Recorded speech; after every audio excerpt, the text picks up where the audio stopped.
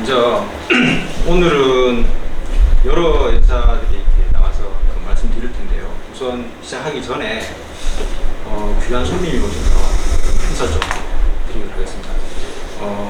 학성고등학교 교장 선생님 역임하셨고 지금 현재는 저희가 월간 울산교육 발행하는데 상당히 많은 도움을 주고 계시는 김영수 학성고 전 교장 선생님 잠깐 모셔서 인사 말씀 좀 듣고 끝냈습니다. 박수 해주십시오.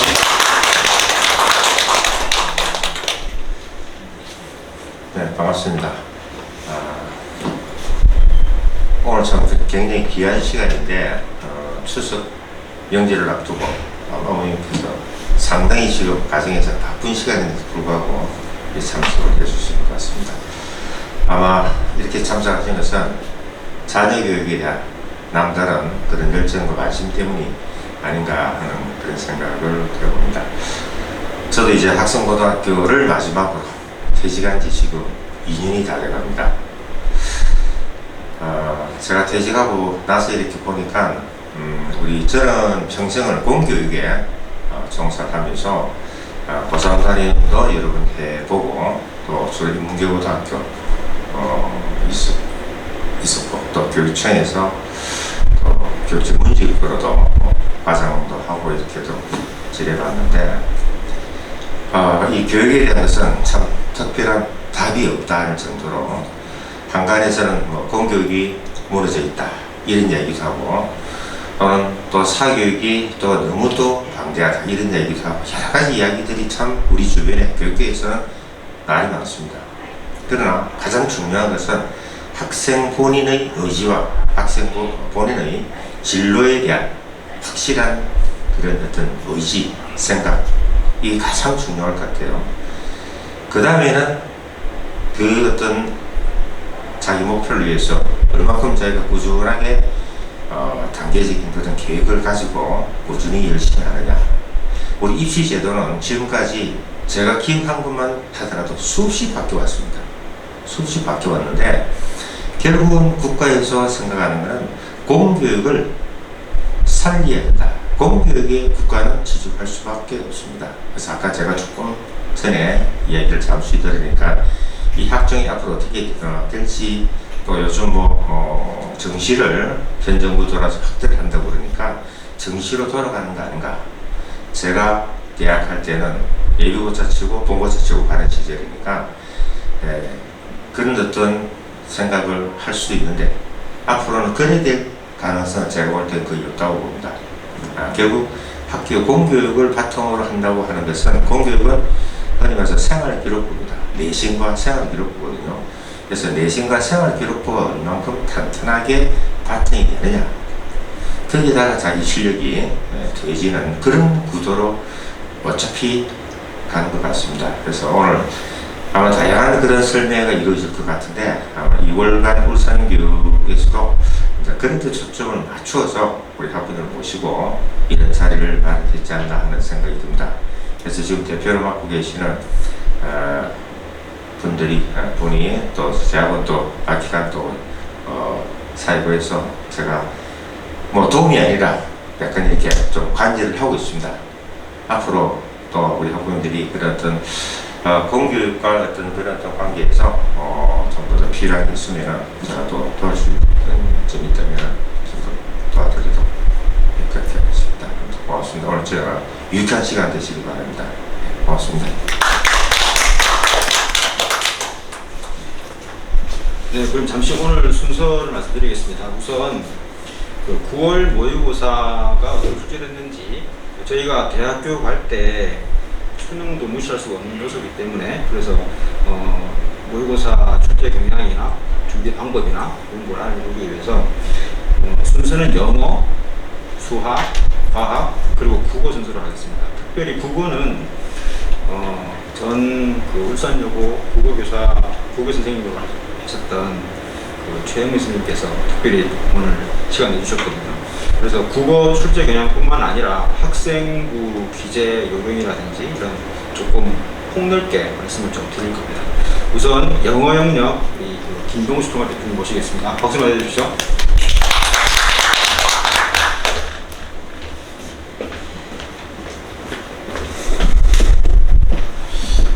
안녕하십니까.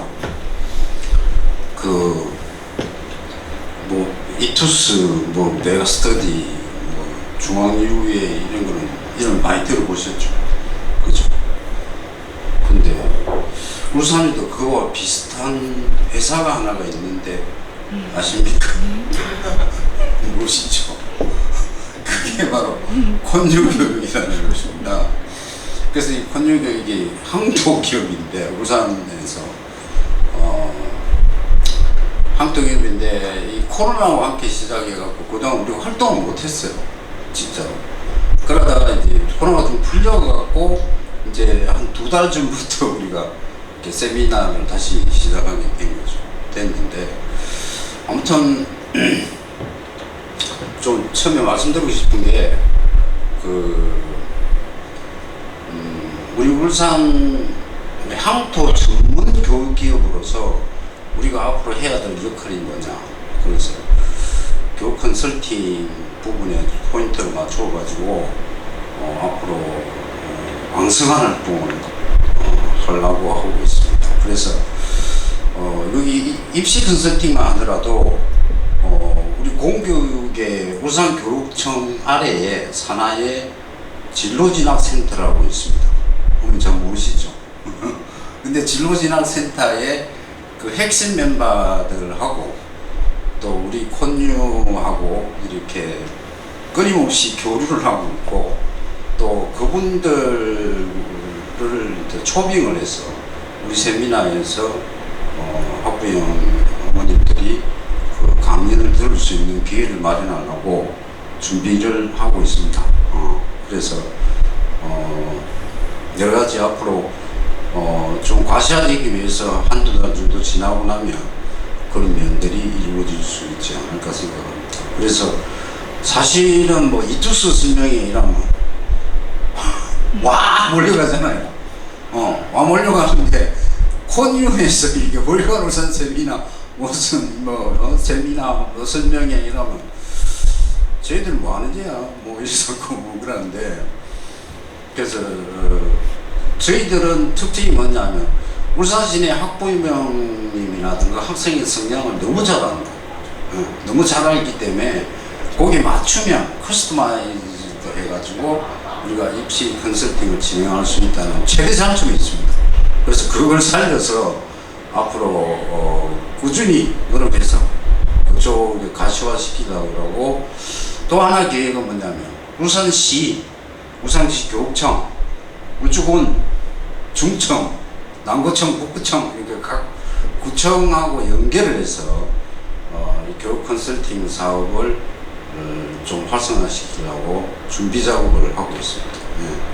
그런 거 참고로 좀 알아주시고, 그래서 앞으로도 뭐 올해는 이번 달에는 사실 한 25일경에 하나가 준비되어 있고 그 올해는 별로 없어요. 별로 없는데 아무튼 스케줄 더 단단하게 체크하고 이렇게 해서 정말 도움이 되는 그런 입시 컨설팅을 계속해서 해 나갈 생각입니다. 그래서 학부모님들 앞으로 많이 도와주시기를 바랍니다. 그 다음에 오늘 수요일인데, 오늘 수요일날 제가 KBS를 출근하는 날이거든요. 그래서 오늘 주제가 뭐냐면, 오늘 주제가 바로 수시입니다. 그래서 제가 울산 만사에 수요일마다 나가는데, 오늘 주제 할애된 시간이 15분 정도밖에 안 돼요. 그렇기 때문에 제한된 시간 내에 해야 되기 때문에, 그래서 오늘 수시 개요에 대해서 제가 설명을 할 겁니다. 그래서 유튜브 울산 만사 치시면 동시 생방송 보실 수 있으니까 오늘 시간 나시거든 한번 보시길 바랍니다. 자, 본격적으로 이후 영역에 대해서 설명을 좀 드릴게요. 제가 사전에 좀 드리고 싶은 말이 어머님들이 이제 뭐 설명회도 다녀보신 분도 계시고 하겠지만, 또 영어 학원 때문에 뭐 이렇게 어학원 상담을 해보시고 했겠지만, 이게 대충 이렇게 한번 훑어볼까요? 대충 훑어보면 시중에서 별로 얘기하지 않는 특이한 용어들이 이렇게 막 꽉 차 있습니다. 그래서 이제 사실은 이걸 학생 등을 대상으로 하면 내가 예문을 들어가지고 이렇게 설명하면 어머님들이 이해가 될 건데, 근데 이제 이게 어머님들이다 보니까 내가 하나하나 구체적으로 예를 들지는 못하는 그런 어려움이 있습니다. 그래서 첫 번째 제가 늘 강조하는 건데요. 영어는 단순 암기가 아니라 추론과 사고력을 요구한다. 어떻게 생각하십니까? 어머님들 그동안에 어머님들이 공부하실 때라든가 이럴 때는 이런 이야기 한 사람이 없잖아. 그냥 많이 외우라 그래요. 그죠? 영문법 이렇게 막 적어주고 외우라 그러잖아요. 그 영어는 대부분 어머님들은 암기 과목이라고 생각하고 있다. 그러니까 애들 보고도 똑같이 가르쳐. 영어는 암기 과목이니까 많이 외워라. 근데 무조건 외운다고 되는 거 아니거든요.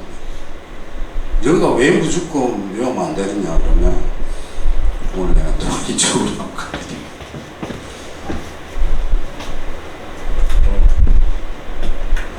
저기 없네. 자, 제가 발음이 별로 안 좋은데 딱 4단어만 말씀을 드릴게요. 그러니까 on top of hurdle이라는 거. on 아시죠? on top top 짱이다 이 말이잖아요. of 그 다음에 hurdle 경기 아시잖아요. hurdle 경기. 이거 허들의 뜻이 뭐냐? 허들 경기할 때 우리가 장애물 경기라고 하죠. 그죠? 번역을 장애물, 육상 장애물 경기를 허들 게임이라고 하는데, 이 허들을 대부분의 우리 학생들이 단어를 외울 때, 그러니까 단어장이 뭐라고 허들 치면은 뭐라고 나와 있느냐면 장애물, 장애 이렇게 알고 있다. 그렇게 알고 있거든요. 근데 그게 문제라는 거죠, 저는.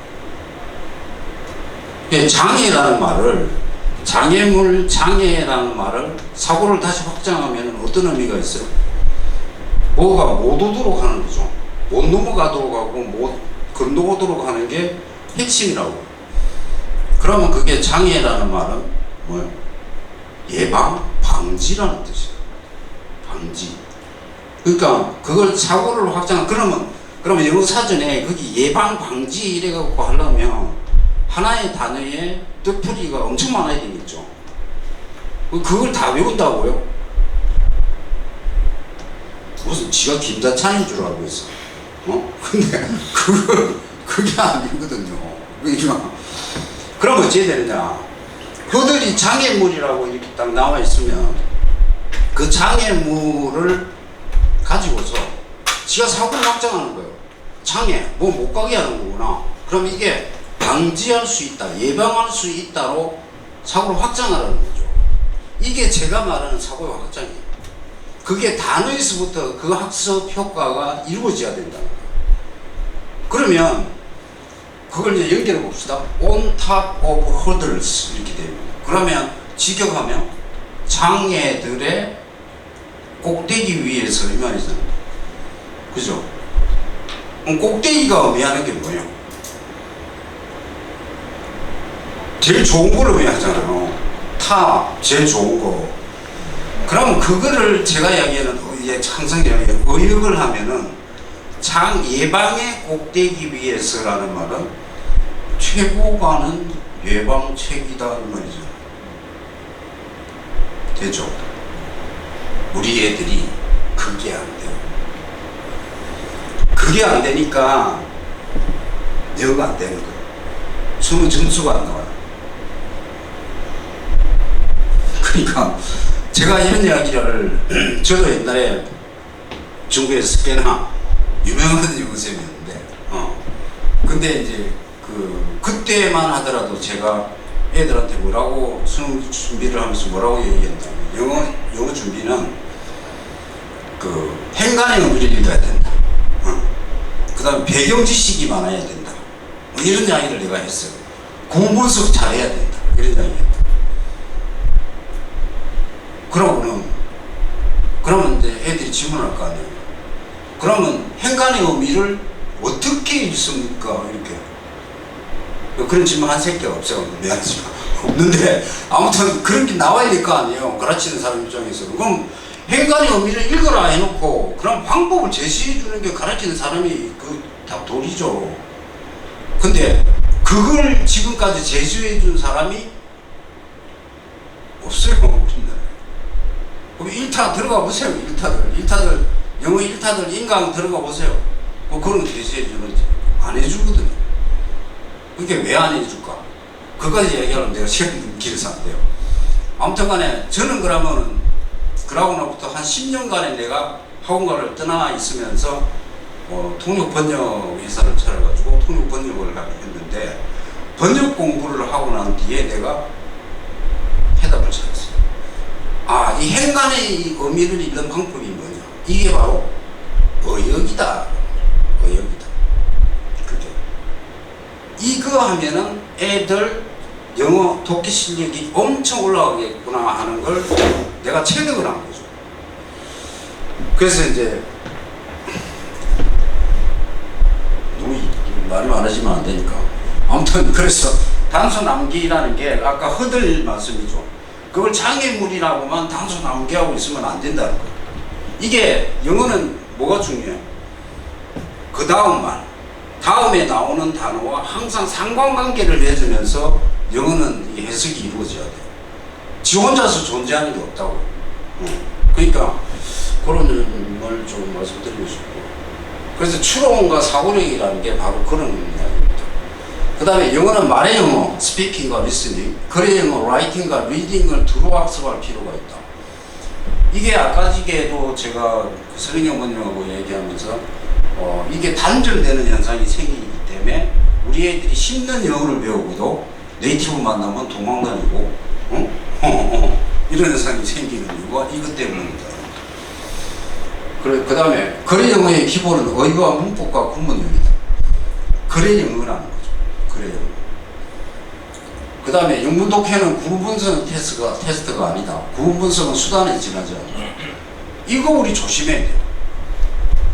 학생들이 조심해야 될 게 아니고 가르치는 쌤들이 조심해야 돼요. 요즘 그 인강의 영어 1타 뭐 있잖아요. 걔 내가 참고서 한번 들어가 보거든요. 근데 걔가 뭐 하느냐? 구분석 해주고 있어. 이걸로 끝이야. 걔는. 우리나라 영어 교육의 전반적인 게 뭐냐면, 자, 뭐, 독해 시간에 지문 탁 띄워놓고, 그 다음 처음에 뭐 하느냐? 어휘 단어 설명해주죠. 그 다음 구문 설명해주고, 그 다음 그냥 해석해주고, 그 다음 넘어가요. 그게 문제라는 거죠. 그러니까 구문 설명은 수단에 지나지 않는 거예요. 구문을 몰라가지고 답을 못 찾는다? 그런 경우 절대 없습니다. 근데 대부분의 애들이 제가 상담할 때 느끼는 거지만 대부분의 학생들이 오면은 영어 어느 정도 합니까? 그럼 영어 잘 안 됩니다. 그럼 왜 안 됩니까? 그러면 대부분이 문법 때문에 또 구문 때문에 그러거든. 끝나고 그 구절에 핑계 대고 있네 이러면서 그 핑계다. 근데 영어 독해는 실제가요. 구문은 수단에 지나지 않는 거예요. 핵심은 뭐냐? 아까 제가 말씀드린 어휘 능력을 기르는 거예요. 그러니까 행간의 의미를 캐치할 수 있는 거예요. 그러면 답이 보입니다. 답이.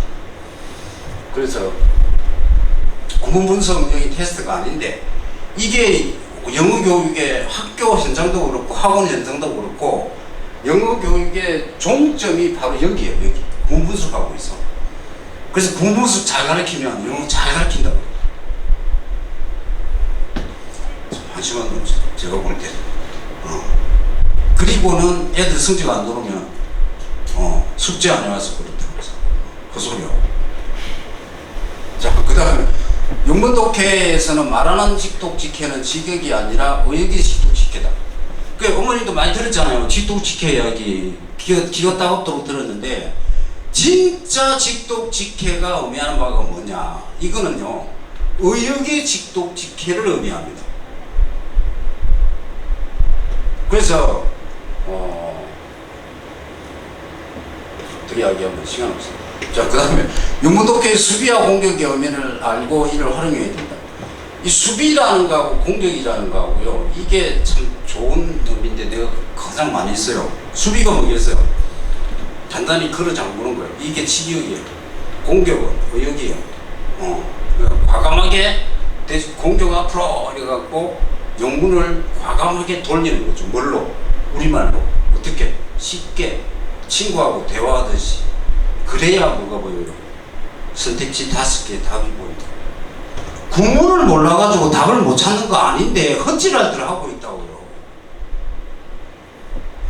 제가 자꾸 이런 얘기하면 주식기들 설명했다고 초등과 중등은 수능에 수수령 도입을 되면 라이팅 역량을 강화해야 됩니다. 좀 모르죠. 아직 그건 안 됐지만 수능 수수령 도입 가능성이 높아지고 있어요. 그죠? 그래서 왜냐? 중간고사 때 지금 학교 내신도 지금 영어에 수수령이 들어오잖아요. 그죠? 수수령이 많이 하죠. 그래서 어떤 경우는 그 영어 시험에 50%를 그 수수령으로 내는 경우도 있습니다. 얼마 전에 그 신중고등학교 단답형으로 반을 그냥 깔아버린 거예요. 대용고등학교 한때 60%를 수수령으로 냈어요. 그 수수령 비중을 자꾸 높이는 거예요, 학교에서. 그러니까 이 라이팅이 너무 중요하죠. 그래서 라이팅 걸 강화시킬 필요가 있습니다. 자, 이거는 고3 때 해당되는 건데요. 이제 남은 기간에 최대 효용률 과목이 영어 영역입니다. 최고로 효율이 있는 과목이라고 했어요. 데이터를 제시할게요. 지난해 영어 2등급 이내 비율이 6월 모평이 19%, 9월 모평이 16.9%인 것에 비해 실제 수능에서는 27.9%로 크게 늘어났다 그랬어요. 지난해 6월 모평이 요게 한 7% 정도 1등급입니다. 그럼 2등급이 몇 프로예요? 12%였죠. 자, 9월 모평이 이게 한 6% 됐어요. 요게 한 10%였죠. 자, 실제 수능에서 6.2%인가 그랬거든요. 거의 20%가 된다. 20%. 그러면 계산되면 거의 한 10% 정도 상승했다는 거죠. 그러니까 지금 남은 기간의 전략 과목은 영어입니다. 근데 어머님들 그냥 영어이라면 그 절대평가 되고 해가 그만하면 대체 안 하고요. 맞죠? 자, 한눈에 보는 9월 모평 출제 리스트 한번 봅시다. 쭉 봅시다. 자, 영어가 이렇게 그 독해만 내가 했어요. 듣기 7문제. 독해가 이렇게 나옵니다. 이렇게 나오는데 여기에 난이도를 좀 매겨봅시다. 여기 난이도를 이렇게 쭉 보시면 별 3개 이상 된 게 좀 있죠. 그죠? 별 3개 이상 된 게 있는데 단순하게 배점상으로 말씀드리면 영어는 킬러 문항이 3점 배점이죠. 3점짜리가 8개가 나옵니다. 8개. 그 8개가 이제 어디에 배치되느냐 그러면 최근에 추세를 말씀드리면요. 옛날에는 요 34번 이전이 3점짜리 배치가 굉장히 많았어요. 근데 지금은 작년부터 바뀌었어요. 경향이. 어디에 나? 여기 31번부터 빈칸초론부터 여기 42번까지 여기에 3점짜리가 많이 깔립니다. 그 3점짜리가 만약에 순서 문제, 문단 삽입 문제로 3점짜리가 깔리면요, 애들 찌약입니다. 그 오답률 거의 최고예요, 그게. 그래서 3점짜리 배점을 가지고서 이렇게 봤고요. 그러면 요 지금 요렇게 독해 문제 중에서 등급을 가르는 요인이 있잖아요. 등급을 가르는 요인. 그 1등급과 2등급을 가르는 요인은 어디 있느냐 설명할게요. 바로 요거요. 31, 32, 33, 34. 그죠? 여기에 항상 3점짜리가 2개가 나와요. 3점짜리. 그러면은 요게 10점이죠. 그죠? 그럼 여기 90점 커트라인이에요. 그죠? 그러니까 영어는 절대평가니까 90점 이상이면 1등급이잖아요. 그러니까 요걸 맞추느냐 못 맞추느냐가 1, 2등급을 갈라요. 1, 2등급. 그 다음에 3, 4등급을 가르는 핵심은 뭐냐면 요 앞부분이에요. 앞부분. 자, 3등급과 4등급을 가르는 결정타는요, 4등급 애들은 요 앞부분 22번 뭐 여기서부터 28번 요까지 해서 수탁이 틀려. 4등급이어야 돼. 근데 3등급은 요 앞부분에 조금 안정적이에요. 그렇게 보면 돼요. 그렇게 보면 등급이 딱 나와요, 답이. 그러니까 그래서 그 올해 전체적인 난이도로 말씀드리면 작년 수능이 6.2%인가 1등급이 비율이 6.2%인가 그랬는데 올해 그 3월 모의고사 3학년 3월 모의고사가 3.4%밖에 안 됐어요. 원래 3월 모의고사가 애들 쥐약이에요. 왜냐하면 방학 지나면서 좀 시험을 안 봤거든요. 안 보다가 보니까 3월이 항상 어려워요. 그럼 4월이 4.7%였어요. 그 다음에 6월 모평이 5.7%였어요. 5.7%였는데 요번에는 대충 한 7 내지 8% 정도가 1등급이 될 걸로 봐요. 좀 쉬웠다는 얘기죠. 좀 쉬웠다는 얘기인데 아무튼 그 좀 쉬운 이유가 어디 있느냐 그러면요. 근데 이 영어가 쉬웠느냐 어려웠느냐 이렇게 영어 출제 경향을 분석할 때 대부분의 신문 기사를 어머님도 보시면 어떻게 분석을 하느냐면 자 지문 길이가 길었다 짧았다 영어 단어가 어려웠다 쉬웠다 그래서 어찌라고 했습니다. 그게 아니고요. 저는 이제 이거 내재적 진술문 외재적 진술문이라고 하는데 영어 문장이 딱 있는데 딱 읽었을 때 우리말로 요건 요거다 딱 이렇게 답이 나오는 문장이 있고요. 딱 읽었을 때 요건 요거다 이렇게 딱 무릎을 치지 못하는 문장이 있어요. 제가 늘 예문으로 드는 건데 예를 들어서 He made a silent appearance 라는 문장이 나오면요. 직역하면 그는 만들었다 하나의 조용한 나타남은 이 말이잖아요. 그게 직역이잖아요. 직역의 직독직해요.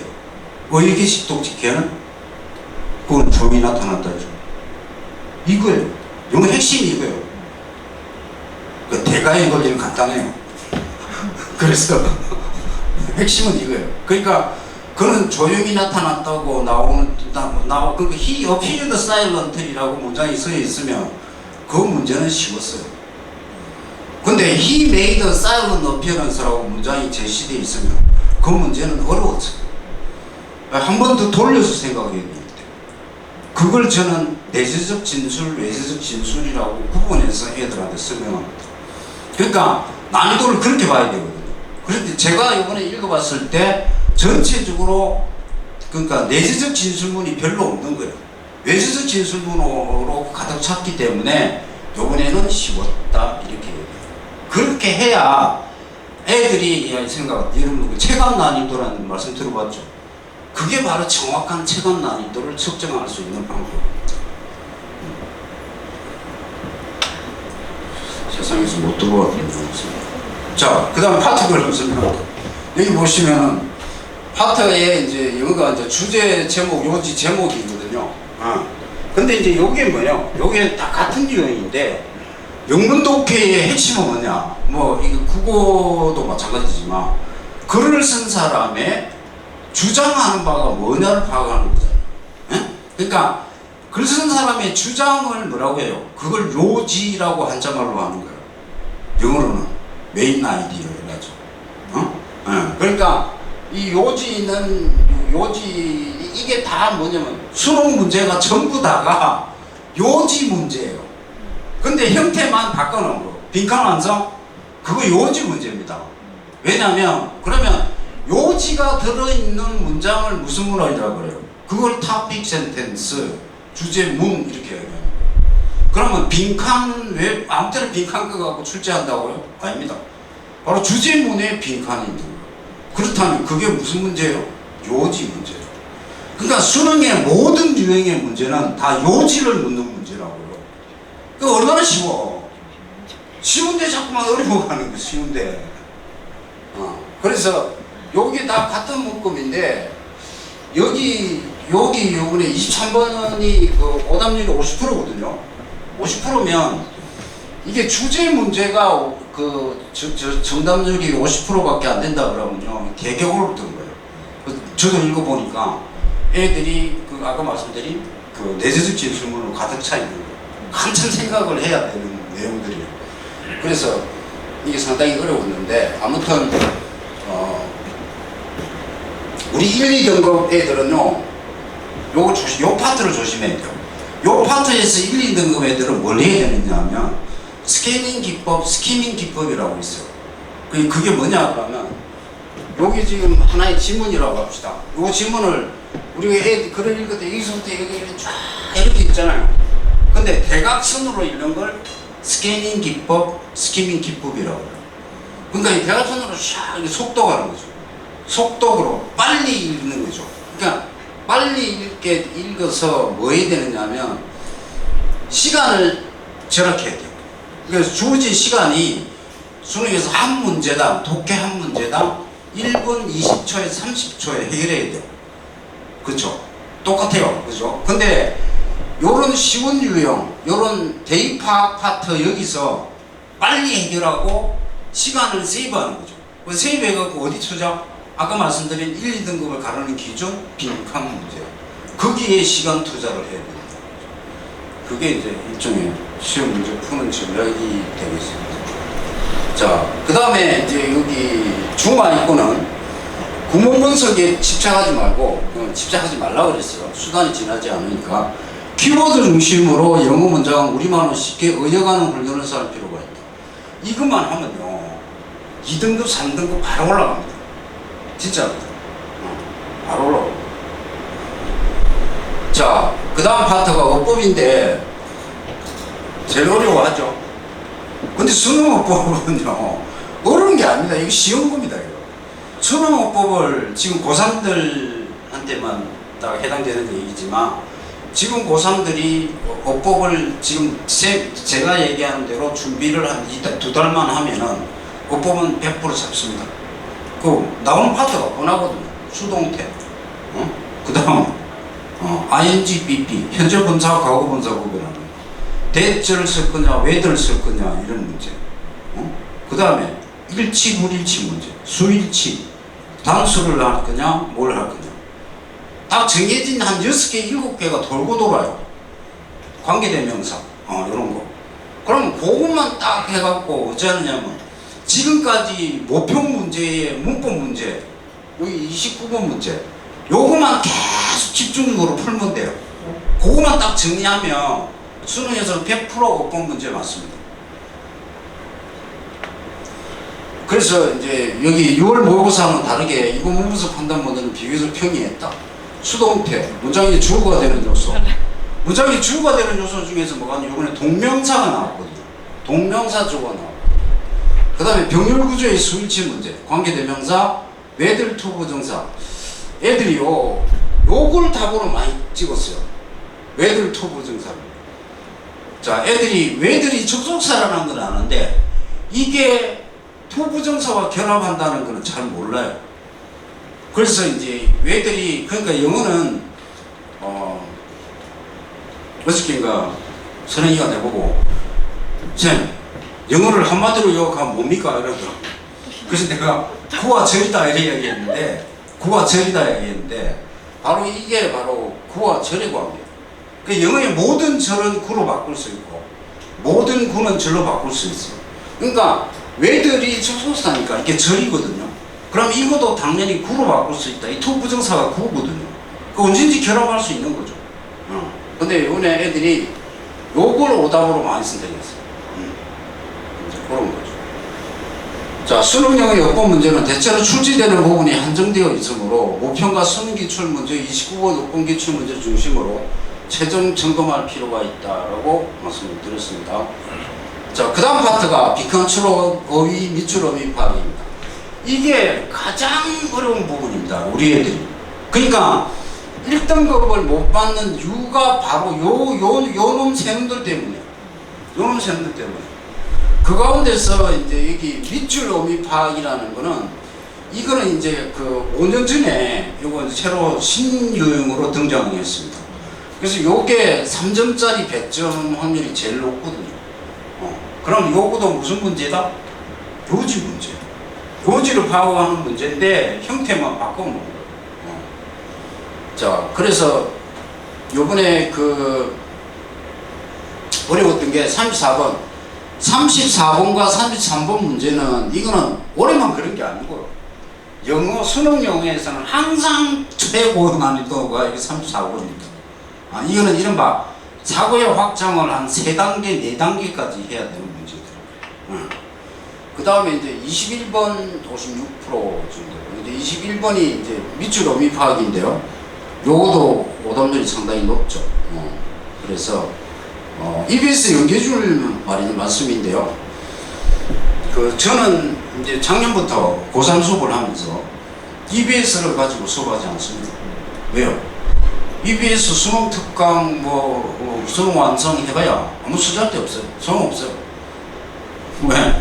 옛날에는 70%였기 때문에 지문이 그대로 나왔거든요. 근데 지문 그대로 나오는 거 없습니다. 그래서 간접 연계라고. 그래서 학교에서는 지금 수능 특강은 3학년 올라가면 하는데 제가 볼 때는 학교 쌤들도 좀 생각을 바꿔야 되지 않겠나 싶어요. 간접정의적이기 때문에 사고력 키우는 데는 도움이 되겠지만 이제 옛날하고 좀 상황이 많이 달라졌다. 그대로 지문이 나오는 경우는 절대 없습니다. 옛날에는 그렇게 많이 나왔고요. 자, 이 설명 보시면 빈칸 추론과 하이퍼미스로 여기는 어휘 추론 그리고 밑줄 어미 파악 문제는 지난 6월 모평과 비교해 그다지 어렵지는 않았고 비슷한 수준이었다. 이 영역에 해당하는 문제는 수능 영어의 킬러 문항으로 여겨지는 부분이다. 특히 빈칸 추론 33번, 44번 문제는 1등급과 2등급을 가르는 가장 핵심 영역의 문제다. 단순히 영어 지식만 있다고 정답을 찾을 수 있는 영역이 아니며 문해력을 바탕으로 고도의 사고의 확장을 하는 영역이므로 1등급, 2등급 학생들은 유형 학생에 집중할 필요가 있다.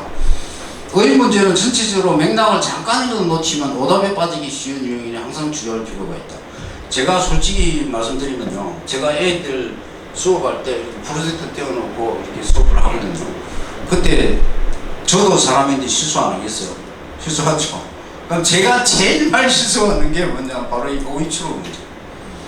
어휘 추론. 그러니까 잠깐 생각을 다르게 하면요, 이게 바로 함정에 빠져요. 그러니까 이게 덜어 3점으로 많이 출제되거든요. 그래서 어휘 추론 문제도 잘 공부해 놓을 필요가 있습니다.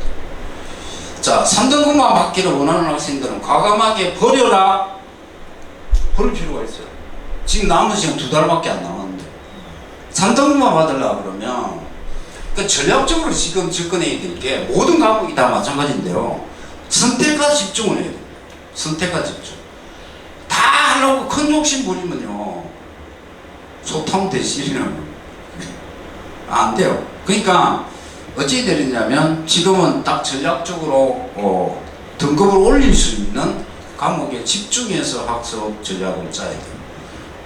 그러니까 영어도 이런 여러 가지 유형이 있지만 포기할 부분은 바로 포기해야 돼요. 그죠? 그러니까 이런 거는 이제 빈칸 완성 이런 문제들은 어째야 돼요? 매일 아침 어머님들이 해결해 줘야 돼요. 어머님들이 어떻게 해요? 정한수 때는 기도하시면 돼요. 자, 그 다음에 순서 문장 삽입 무관한 문장 맞죠? 그래서 제일 어려웠던 문항이 오답률 38% 72%인데요. 요번에 역대급으로 어려운 게 바로 요번 모평에서 주목해야 될 게 바로 이겁니다. 문장 삽입 38번 39번인데요 이게 오답률이 72% 68%예요 아까 제가 얘기했던 on top of hurdles 있죠. 요게 바로 39번 문제예요. 근데 그러니까 지금까지 수능 유형 중에서 이 문장 삽입 유형이 이렇게 어려운 적은 한 번도 없었어요. 근데 요번에 완전히 마음 먹고 내든 것 같아요. 그러면 9월 모평은 난이도나 비율이 그대로 수능에 적용되거든요. 올 수능도 한번 문장 삽입을 한번 기대해 봐야 되지 않겠나 싶습니다. 자, 이게 보시면은 6월 모평에서 순수 문제가 어려웠는데 이번 모평에서 문장 삽입 유형이 역대급으로 가장 어려웠고 최고의 오답률을 기록했다. 그 이유는 영문의 공격적 해석의 중요성을 우리 학생들이 간과하고 하기 때문이다. 이것은 영어 능력에다가 보편적 문해력을 동시에 묻는 형태이기 때문에 오답률이 극도로 높았다고 생각한다. 남은 기간에도 영문을 어역하는 힘을 길러야만 할 것이다. 무관한 문장 유형은 편이었다. 이렇게 되죠. 자, 볼게요. 3학년한테만 해당되는데요. 1, 2등급 학생이 앞으로 준비를 어떻게 해야 되는가? 남은 2달 반 동안에 영문의 공격적 해석 능력을 보완한다. 사고력 확장 노력을 배양한다. 그래서 여기 잠시 예문을 들어놨는데요. Gradually town interest came around to what was being said라고 되어 있는데요. 이게 이제 상당히 난해한 문장인데, 요거를 이제 쉬운 우리말로 뒤집게 하면, 탄이 차츰 그 말에 관심을 가졌다는 게 핵심이거든요. 그러니까 저런 문장을 보고서, 딱 보고서, 요 말이다, 요렇게 배울 수 있는 능력이 사실은 선천적일 수 있어요. 이게 이제 타고난 언어의 DNA예요. 근데 이게 후천적으로 길러주는 게 이제 영어 학습이라는 거죠. 그래서 이제 요런 문장을 요렇게 딱 배우는 학생, 그죠? 요걸 요렇게 배우는 학생이 있거든요. 차츰 타안의 관심이 말해지는 중인 것 주변에 왔다. 요렇게 배우기 때문에 행간의 의미가 안 보이는 거예요. 요렇게 배워야 행간의 의미를 잃는다. 그러니까 요렇게 해놓고 답에는 어떻게 돼 있는가? 요렇게 돼 있다. 요게 선택지에 요렇게 1, 2, 3, 4에 요게 있다. 그럼 요게 답인 거예요. 간단해요. 영어 그렇게 볼 필요 없어요. 자, 그 다음에 3, 4등급의 경우에는 구문석보다도 키워드 중심으로 우리말로 쉽게 요약하는 데 집중한다. 선택과 집중이 필요하다. 버리자 이 말이죠. 어려운 중 과감히 버려야 돼요. 그리고 이제 3, 4등급이 1, 2등급, 한 등급 정도는 올라갈 수 있어요. 3등급이 2등급 올라갈 수 있어요. 그게 뭐냐면 어려운 거 버리고 나머지 안정적으로 취하는 게 훨씬 전략적으로 좋은 것 같고. 자, 그래서 무엇보다 중요한 것은 킬러 문항은 포기하고 나머지를 안정적으로 공략해도 2등급은 가능하다. 이렇게 말씀을 해놨습니다. 5등급 이하가 문제인데요. 5등급 이하는 그 결정타가 뭐냐면 단어가 안 됩니다. 단어가. 그러니까 지금부터라도 단어 정리 새가 빠지게 하고 그냥 문법하고 구문은 포기해야 돼요.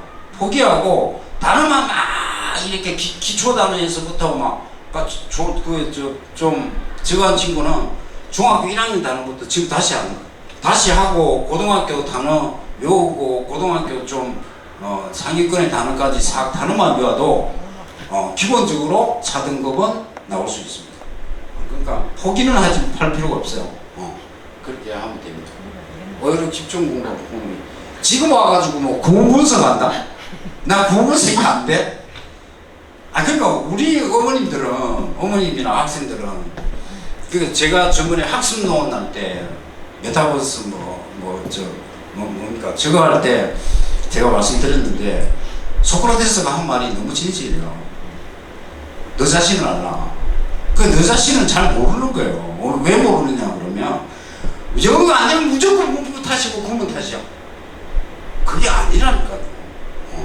그러니까 좀 잘 알 필요가 있습니다. 자, 고1 학생들요.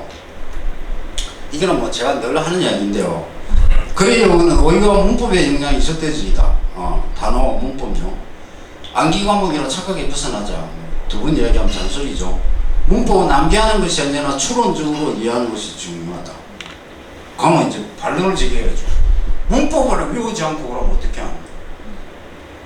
할 수 있습니다. 그 다음에 문법과 용법의 다양한 표현들의 학습이 필요하다. 문법 학습을 바탕으로 글의 구조적 구문의 학습으로 나아간다. 영문 독해는 영문의 구조를 묻는 것이 아니라 우리말로 정보를 빠르게 파악하는 것이다. 독해의 직역과 의의 상관관계를 심화 학습한다. 영문을 읽고 다양한 사고의 확증과 바꿔쓰기 연습을 한다. 논리적 사고력을 배양한다. 이 논리적 사고력이라는 게요. 수능에 나오는 지문들이 대부분 어디서 많이 나올까요? 우리 토플 같은 경우에는 미국의 SAT 같은 경우는 지문이 주로 문학 지문이 많습니다. 문학 지문이 많은 반면에 우리 수능 영어는 문학 지문이 이때까지 나온 역사가 없어요. 한 번도 안 나왔어요. 문학 지문. 그런데 그럼 대부분 우리나라의 수능 영어는 뭘 지문을 대체로 삼느냐면 사회학 분야입니다. 사회학. 난 사회학 분야의 글들을 많이 따와요. 그러면 사회학 중에서도 전제 조건이 뭐다? 논리성이 있는 거. 논리적 사회학 지문들을 따온다고. 그러니까 수능용의 핵심은 논리력입니다. 그 논리력이니까 논리하면은 여러분 영어, 국어, 수학 나왔을 때 논리장 누구예요? 수학이잖아요. 국어하고 영어를 논리적이라고 얘기하는 사람 없거든요. 수학이 논리장이잖아요. 근데 우리가 모든 산물은 이원성이 이거다 저거다 이랬지. 그죠? 그러면 수학이 논리력이 제일 필요하겠다는 얘기 아닙니까? 그럼 그 논리력을 그 상대편에 있는 영어에다가 그 논리력을 심으면 영어 달인이지. 그건 제가 애들한테 그러거든요. 영어 시간을 수학 시간하고 똑같이 해요. 왜? 애들이 수학 시간에는요, 수학 문제 쌤이 풀잖아요. 그럼 같이 풀잖아요, 이렇게. 뭐 지원할 때 지원하고, 막 이렇게 하잖아요. 대입할 때 대입하고. 영어 시간에는 안 그래. 저거 막, 내 배울 테니까. 이러고 있다니까. 저거, 선생님이 적어주기를 기다리고 있다니까. 지는 따라오질 않는 거야, 생각으로.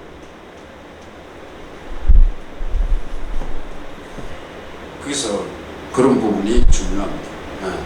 네. 중학생들은요, 일단 중학교에서 필요한 어휘가 한 3,000단어예요. 중학교. 그 다음에 고등학교에서 필요한 게 한 8,000단어 정도 되고요. 그래서 어휘에 집중해서 이제 다가서야 됩니다. 그래서 여기 잠깐 제가 언급해놨는데 find a new solution, find a job이라고 되어 있는데 find 하면 무조건 발견하더라고요. 그러니까 그것도 이제 다음 말에 따라서 우리말로 받아들이는 게 좀 다르게 이렇게 습관화시켜야 됩니다. 문법과 영법에 충분한 학습이 필요한 시기다. 원서 강독을 통한 영문독 속독 속해 능력을 배양시키자. 영어를 암기 과목이라고 생각하는 발상의 전환이 필요하다. 영어 글쓰기 능력을 배양한다. 영문독해 뒤집기하고 구문력을 향상시킨다. 초등학생요. 초등학생은 일단은 그건 뭐 초등학교는 노는 게 좋죠. 놀아야 됩니다. 놀아야 되는데 뭐 하면서 놀아야 돼? 단어는 외우면서 놀아야 돼. 나머지는 이제 나머지는 쌤들이 해줘야 돼요. 문법. 그 다음에 기초적인 영문법을 이해하고 글의 영어 접근을 시작한다. 영어 원서를 읽고 이를 독후감으로 영문으로 글 쓰는 훈련이 필요하다. 말의 영어와 글의 영어를 연결하여 학습하는 것이 중요하다. 기존의 어학원 학습과 글의 영어의 부드러운 연결이 중요하다. 자, 시크 영어 에세이 대회 수시 참가해서 경험을 얻을 필요가 있다. 시크 대회 아십니까? 여러분도 몰라. SEC 영어 글쓰기 대회. 이게 동아일보에서 주최하는 건데요. 대한민국의 그 영어 에세이 대회는 제일 권위가 있어요. 그죠? 그래서 그 시크 대회를 한번 참가해 보면 경험을 많이 쌓아요. 어디서 시험 치냐? 유니스트에서 시험 치거든요. 그래갖고 지역상도 주고 상을 많이 줘요. 상을 많이 주고 그 다음에 최우수상 받으면은 영국 대사 특별상을 주고 이렇게. 그래서 이 가급적이면 많이 참가를 해가지고 영어 글쓰기를 좀 습관화시킬 필요가 있습니다. 그래서 이거는 참가하면 참가할수록 영어 글쓰기 늘어요. 그러니까 한번 참가하는데 이 참가비가 좀 비싸요. 한 5만 원 정도. 연수비가 5만 원 정도 하는데 그래서 요런데 좀 경험 삼아 많이 참가하면 되거든요. 그러니까 초등 4, 5, 6 이렇게 나눠요. 1, 2, 3 이렇게 나눠요. 그러니까 4, 5, 6학년들 좀 참가를 해갖고 그 가면은 이제 도움이 많이 되거든요. 실제 또래 애들이 글을 어떻게 쓰는가 이런 걸 확인할 수 있고 그러니까 좋은 경험이 될 겁니다. 자, 제가 시간을 너무 많이 써가지고요. 여기 최고한의도 문제를 설명을 드려야 되는데 아까 말씀드린 on top of the hurdles가 여기 있죠. 그래서 이제 요약이에요.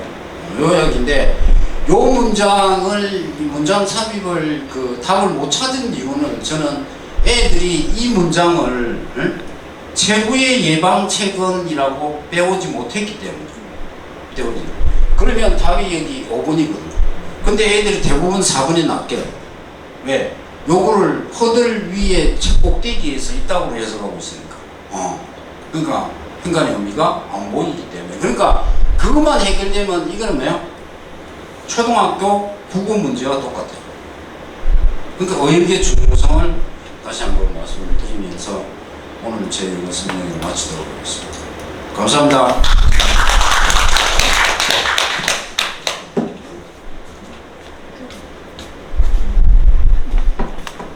제가 소개를 하고 내려갈게요.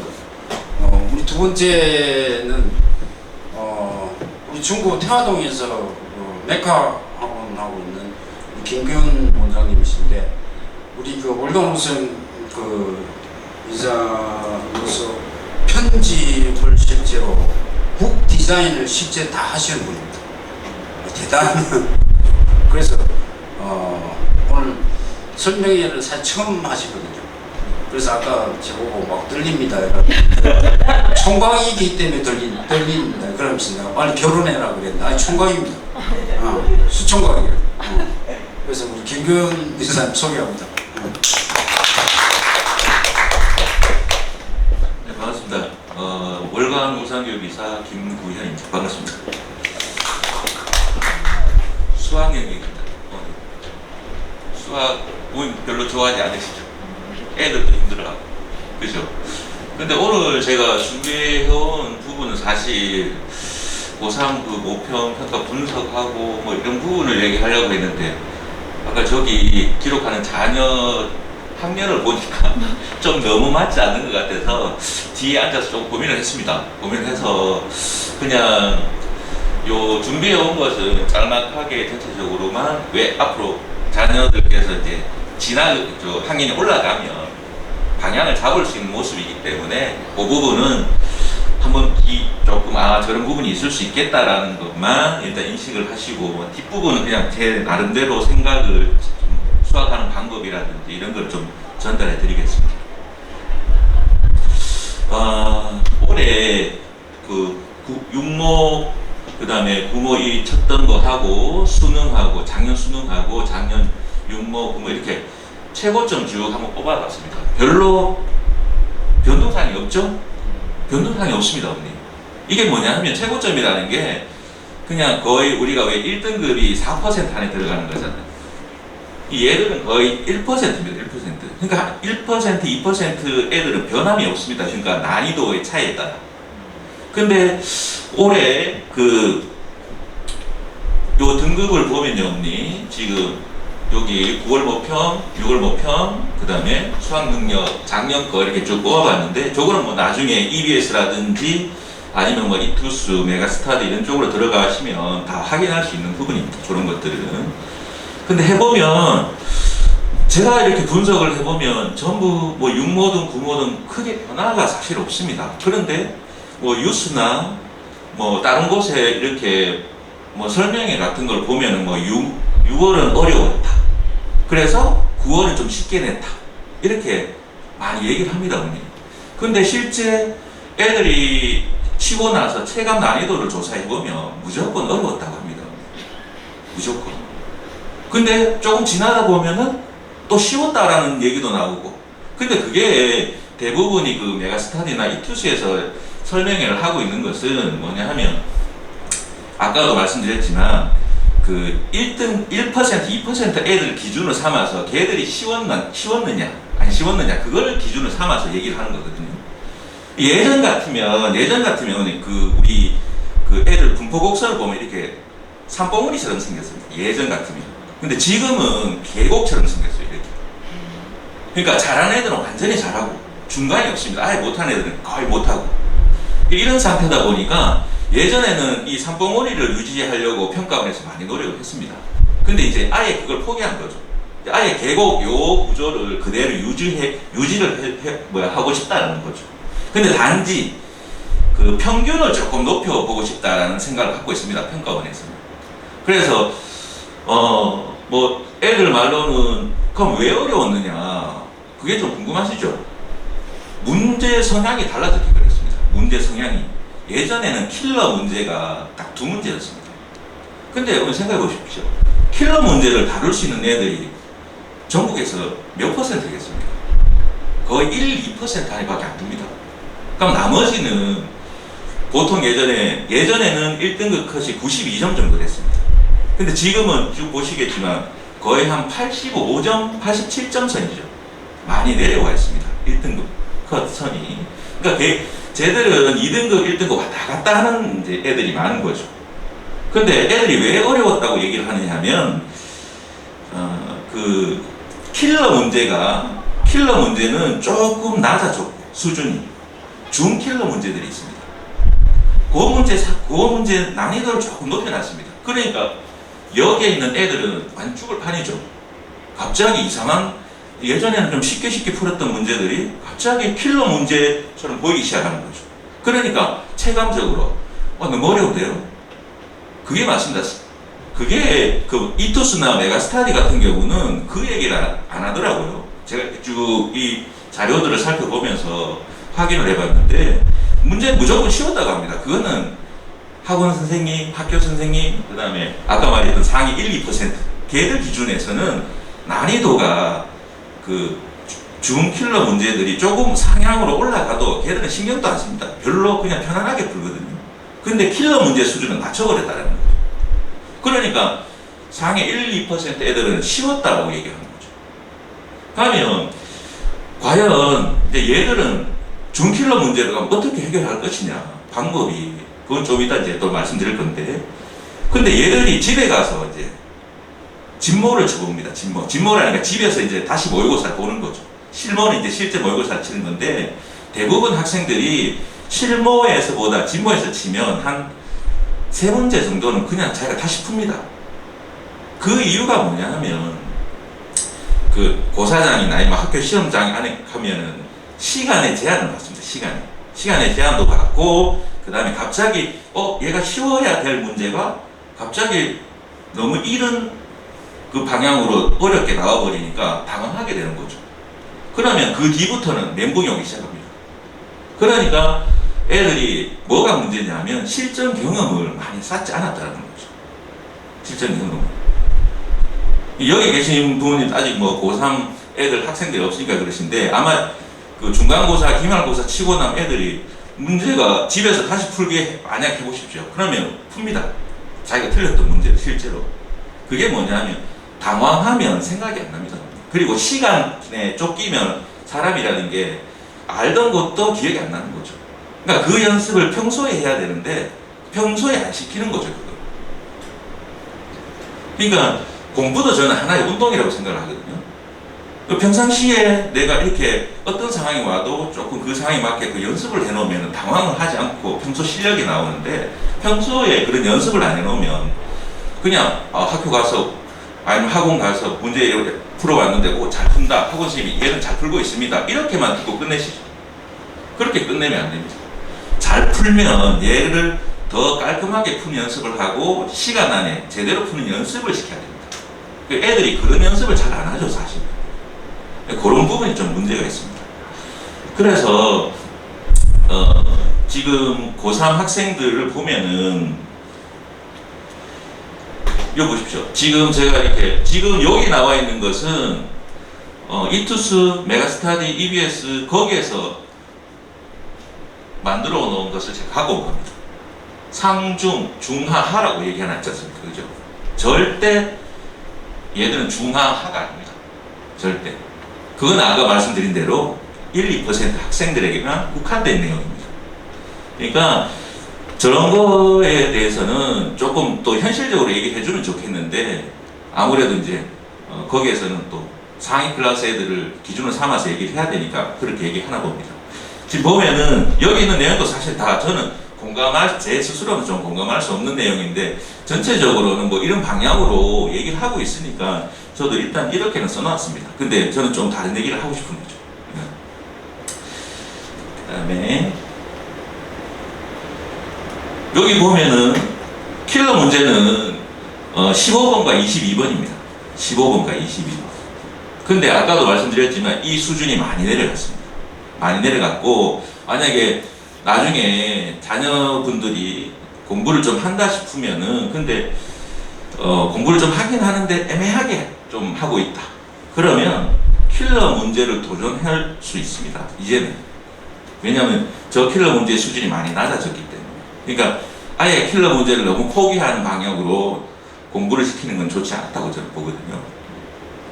그리고 또 하나의 특징이 뭐냐 하면 도형 자체가 많이 나옵니다. 도형. 근데 어릴 때 보면 애들이 도형을 좀 많이 싫어합니다. 도형도 많이 싫어하고, 도형 나오면 저도 그 고등학교 다닐 때 그랬는데 공간 지각 능력이 좀 많이 떨어졌었거든요. 그런데 계속 보다 보니까 그 지각력이 조금씩 생기더라고요. 그러니까 얘는 뭐 예를 들어서 도형이 약하다고 하면 내버려두면 안 됩니다. 계속 그 도형을 보게 해서 친숙하게 만들어줘야 되는 거죠. 그렇게 되면 아마 그 단원들마다 본인이 약한 단원들을 빨리빨리 해결을 할 수 있을 겁니다. 그리고 여기 예전에 빠졌었는데 그 삼각함수에서 새로 들어온 부분이 있습니다. 새로 들어온 부분이 뭐냐 하면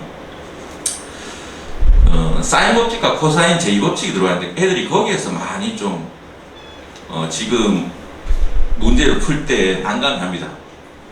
부모에서도 13번 문제가 상당히 어려웠습니다. 애들이 피타고라스를 몇 번 해야 되고 이러면서 문제를 풀다 보니까 계속 아마 저 도형은 상당히 어려웠을 겁니다. 계속 올해도 한 3문제 정도가 나왔었기 때문에 앞으로도 그 정도 수준은 계속 유지할 거라고 저는 봅니다.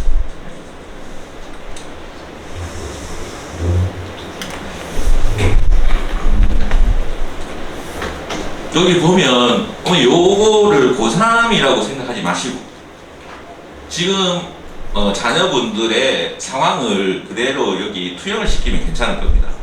지금 보면은 만약 1등급, 2등급 상위 같은 경우는 중수준의 문제는 확실하게 확보를 해야 됩니다. 이게 무슨 소리냐면 예전에 제가 재작년인가 고3 학생 2명을 그러니까 2명을 이렇게 조금 유심히 관찰하는 학생들이 있습니다. 뭐냐면 한 학생은 예를 들어서 6모, 9모일 때 4등급, 3등급 1이 받았습니다. 6모, 9모일 때. 근데 한 학생은 6모, 9모일 때 다 1등급을 받았습니다. 그런데 수능에서 완전히 반전이 생겼습니다. 반전이. 그러니까 4등급, 3등급 받았던 애는 2등급을 찍은 거고 1등급 받은 학생은 3등급을 찍어버린 거예요. 그래서 그 몸 생각을 해봤는데 이유가 뭘까? 차이점이 하나 있더라고요. 차이점. 그러니까 4등급, 3등급을 계속 이렇게 찍으면서 올라갔던 애는 뭘 일단 중요시 여기냐면 머릿속에 대표 문항을 개념을 정확하게 계속 가지면서 조금씩 응용 문제로 활용하기 시작한 애였거든요. 그러니까 어머니들이 생각하시는 개념 부분이라는 게 차이가 조금 있습니다, 어머니. 그러니까 개념이라는 게 공식만 외우는 게 개념이 아닙니다. 뭐냐면 개념에다가 그 단원의 대표 유형들을 자기가 확실하게 머리에 다 갖고 있어야 됩니다. 근데 1등급 찍은 애는 그걸 몰랐을까요? 알고 있었습니다. 알고 있었는데 얘 스타일이 어떤 스타일이냐면 한 문제를 보면 그러니까 이렇게 바로 쭉 나오는 스타일이 아니고 생각을 하니까 수학을 잘 하겠죠. 근데 문제가 뭐냐면 시간 확보를 못한 겁니다. 그러니까 아까 말씀드렸듯이 갑자기 14번, 15번에서 여기서 이런 수준의 문제가 나오면 안 되는데 이러면서 당황하기 시작하는 거죠. 그러면 자기도 모르게 시간을 계속 거기서 소비를 해버린 거죠. 그 뒤에 가서는 문제를 놓치는 경우가 많았어요. 그러니까 아까 말씀드린 대로 실제와 진모의 차이점을 정확하게 이해를 하시고 실제로 매일 연습을 좀 해야 됩니다. 지금 만약에 고3 학생들이라면 일주일에 최소 2회 이상의 모의고사를 100분 안에 치는 연습을 해야 됩니다. 사실. 그래야 어디서 내가 시간에 그러니까 순간 막히는 부분이라든지 이런 부분들을 경험을 해야 된다는 거죠. 그러면 이제 면역성이 생기는 거죠. 그러면 조금 어차피 수능은 다양한 문제, 처음 본 문제가 나올 거기 때문에 당황할 수밖에 없습니다. 그럼 거기에서 내가 당황하지 않고 차분하게 풀 수 있는 상황을 계속 연습을 해야 된다는 거죠. 그런데 학생들은 그런 연습을 잘 하지 않습니다. 그런 거는 조금 어머니께서도 생각을 좀 하시고 그 다음에 여기 2등급, 하위, 4등급, 상위 이 부분은 아까 말씀드린 대로 여기 올라갔다 내려갔다 이 부분을 잘 하는 학생들이죠.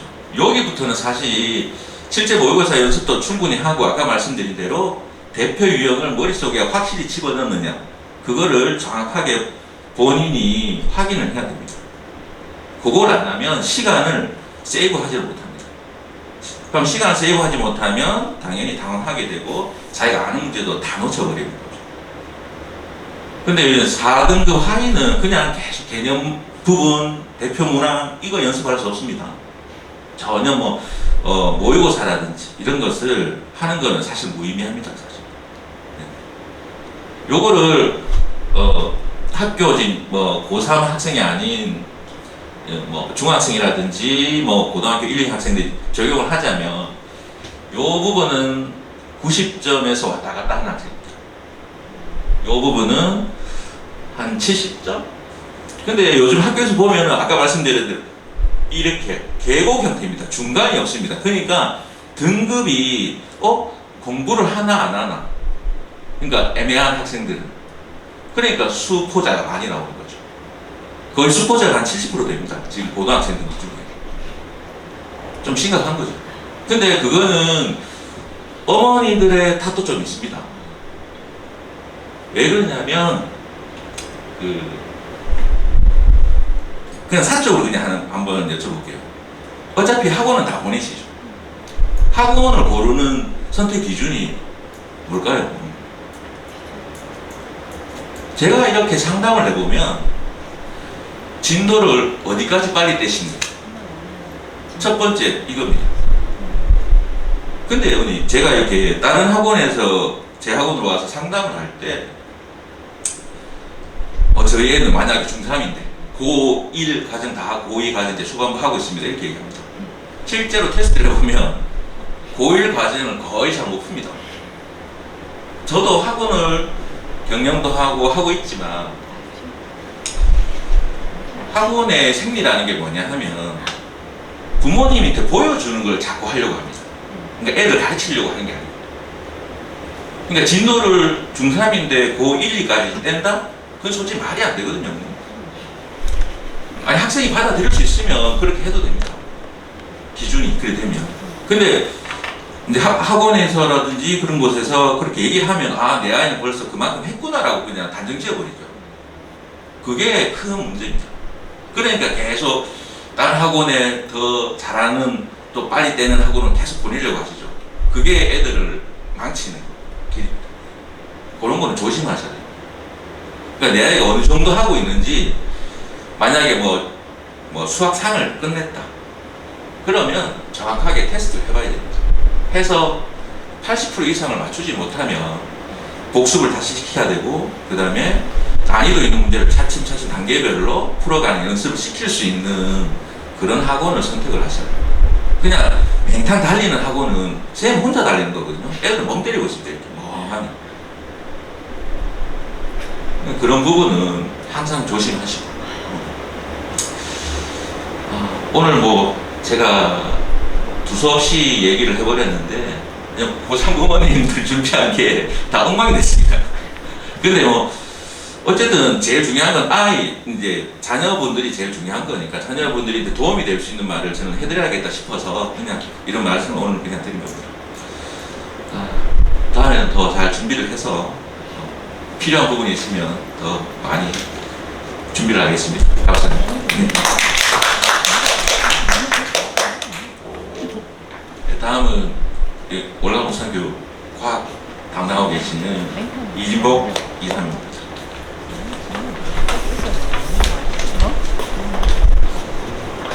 네, 그거는.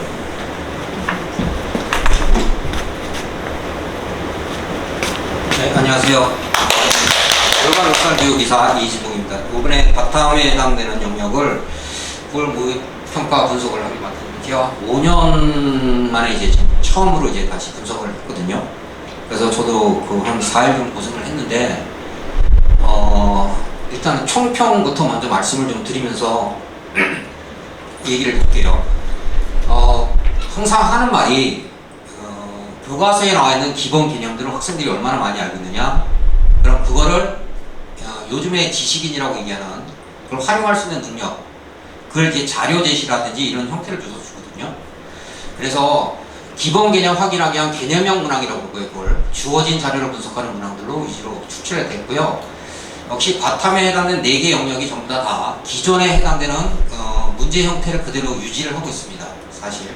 그래서 이거는 그 중위권 학생들이 상위권으로 올라갈 때 유형에 해당되는 부분이 많이 친숙해져야지만 상위권으로 올라갈 수가 있어요. 그러니까 상위권과 중위권은 저희들이 따질 때 뭐라고 하냐면 유형에 해당되는 부분을 어느 정도 많이 자기가 피부적으로 접했느냐 아니면 접하지 않았느냐에 따라서 중위권과 상위권이 나눠집니다.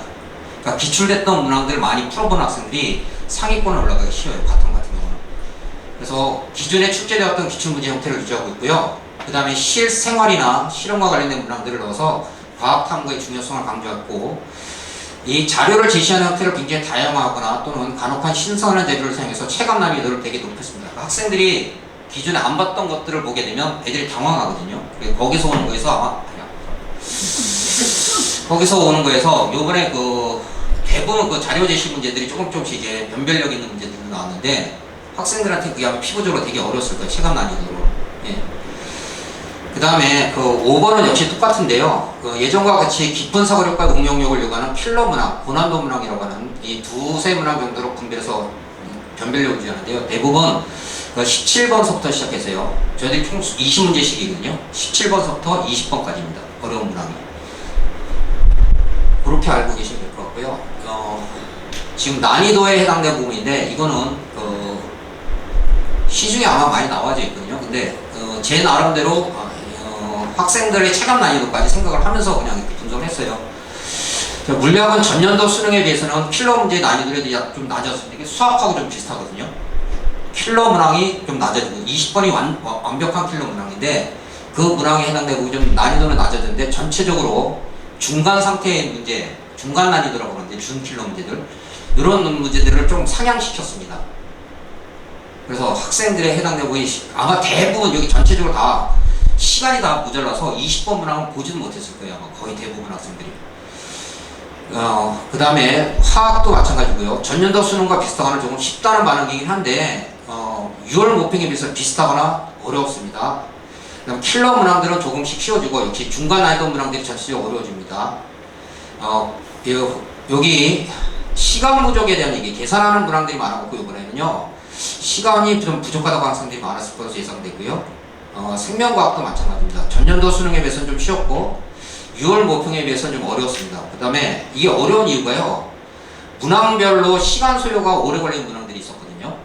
특히 뭐 17번 같은 경우 이게 원래 난이도가 점점 이렇게 어려워지는데 20번 문항보다 17번 문항이 사실상 더 어려웠었어요. 이번에는. 군수효과가 안 되는 문제인데 6월 모평보다 조금 더 심화된 문제를 내갖고 학생들이 여기서 되게 시간이 오래 걸렸을 거예요.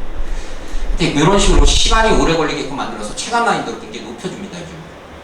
지구과학은 좀 설명할 게 별로 없지. 수능과 6월 모평에 비해서 대체적으로 다 쉽다는 얘기가 나와요.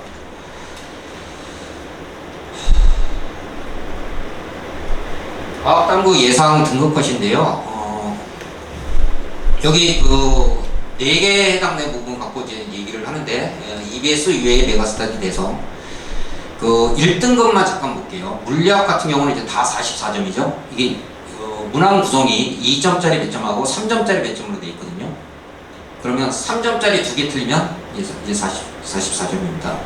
예, 50점 만점에.